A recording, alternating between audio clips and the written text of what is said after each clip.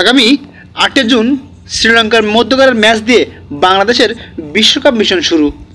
এদিন ডালাস স্টেডিয়ামে কোচ চান্দিকা হাতুরু সিং যে উইকেটে খেলাবে উইকেটটি ঘেটে ঘেটে দেখতে থাকেন সাকিব আল হাসান।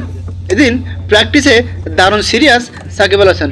স্বস্তির খবর, তাসকিন আহমেদ বোলিং করছে ফুল রিদমে, অর্থাৎ শ্রীলঙ্কার বিপক্ষে তাসকিন আহমেদকে পাওয়ার সম্ভাবনা অনেকটাই বেশি। এদিন প্র্যাকটিসে সবার মধ্যমণি সাকিব আল হাসান ছোটো ভাই তানভীর ইসলামকে ডেকে বোলিং টিপস দিলেন এই বিশ্বসেরা অলরাউন্ডার শেখ মেহেদীকেও ম্যাচ খেলাতে পারে শ্রীলঙ্কার বিপক্ষে বাংলাদেশ দল। চোখে মুখে যেন জয়ের ক্ষুধা টাইগারদের। বাংলাদেশের প্রথম leg spinner coach Mushtaq Ahmed, এভাবেই শেখ মেহেদীকে ডেকে বোলিং টিপসও দেখা যায় এই পাকিস্তানি কিংবদন্তির।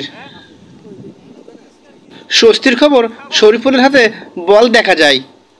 শরীফুল ইসলাম, হাসান মাহমুদ ও তাসকিন আহমেদ 3 পেসার এভাবেই সারিবদ্ধভাবে বোলিং করতে দেখা যায় ডালাসের এই একাডেমিতে।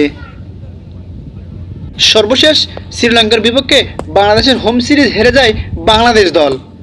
বিশ্বকাপেও দারুণভাবে ঘুরে দাঁড়ানোর চেষ্টা করবে শ্রীলঙ্কা।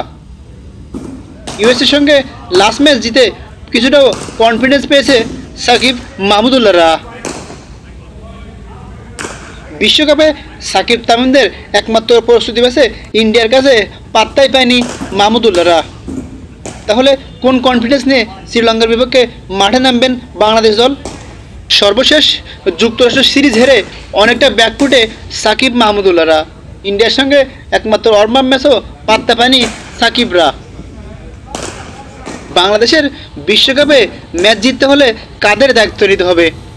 যারা বাংলাদেশ ক্রিকেটে খবর রাখেন তারা এক চামচে বলতে পারবেন কাদের দায়িত্ব নিতে হবে।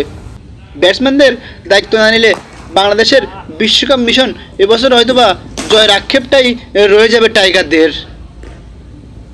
সাকিব, শান্ত ও লিটন, শ্রীলঙ্কার বিপক্ষে গুরু দায়িত্ব নিতে হবে এই 3 ব্যাটসম্যানের, না হলে বিশ্বকাপের শুরুতে মোমেন্টামটা হারিয়ে বসবেন সাকিব মাহমুদুল্লাহরা। টি-20 বিশ্বকাপে এখন পর্যন্ত সবগুলো টুর্নামেন্ট খেলে বাংলাদেশ দল, কিন্তু এখন পর্যন্ত দ্বিতীয় রাউন্ড অবধি পার করতে পারেনি সাকিব মাহমুদুল্লাহরা। 2024 টি-20 বিশ্বকাপে কি সেই রেকর্ড ভাঙতে পারবেন সাকিব মাহমুদুল্লাহরা? সেটা এখন সাধারণ ক্রিকেট ভক্তদের প্রশ্ন। জান্স স্পোর্টস নিউজ, আবির আহমেদ, ঢাকা।